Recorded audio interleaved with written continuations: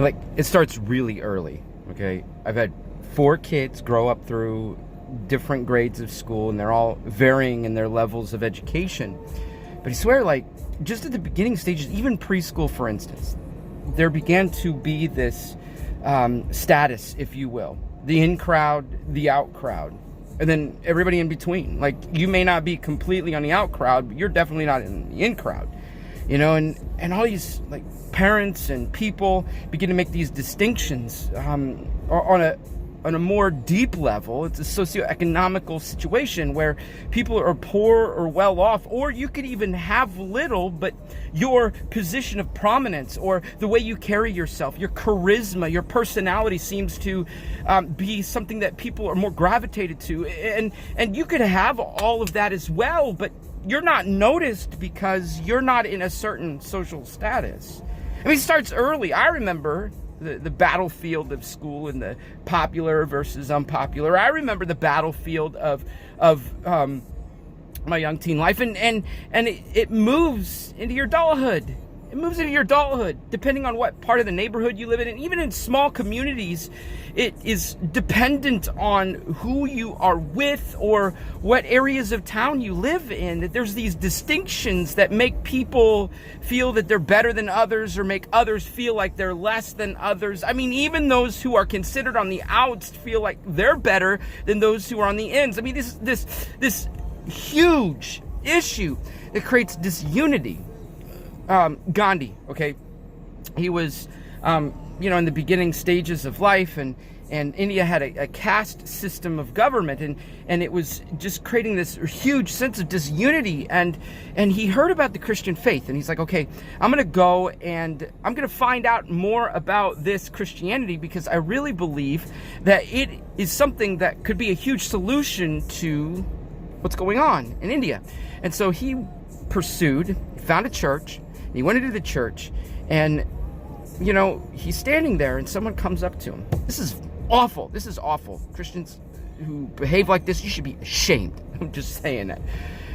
Someone comes up to him, he's like, well, you need to go worship.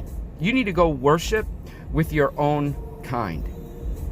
What? What? No! Nothing about Jesus' ministry was like that. Nothing about Jesus' work was like that. Nothing about what Jesus came to accomplish was like that. In fact, Jesus was inclusive. I mean, in our exclusivity of worshiping and following and living with passion towards Him alone, He was all inclusive. There were all different people groups, all different, nationalities, all different genders, all different age brackets that Jesus welcomed. I mean, when His disciples came strong and swift at children, He said, "What are you doing? Let the children come to me." When He went and visited with a woman who was a Samaritan, who was considered outside worthiness because of her nationality, not to mention that she was a woman and she had a lot of men in her life in a not okay way. And Jesus surrounded Himself. He went after people. James 2:1 talks about this. It talks about the shame of favoritism, that we should never favor one over the other. Now, how many of you guys have struggled with this?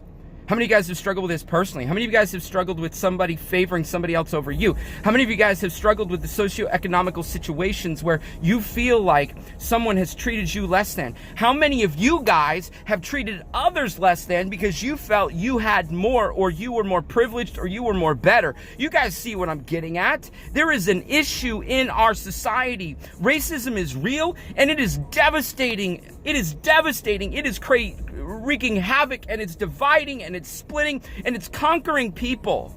And we got to realize that if we go back to the scripture, if we go back to Jesus' words, man, shame on you if you practice the same kind of Christianity that they did when they talked to Gandhi.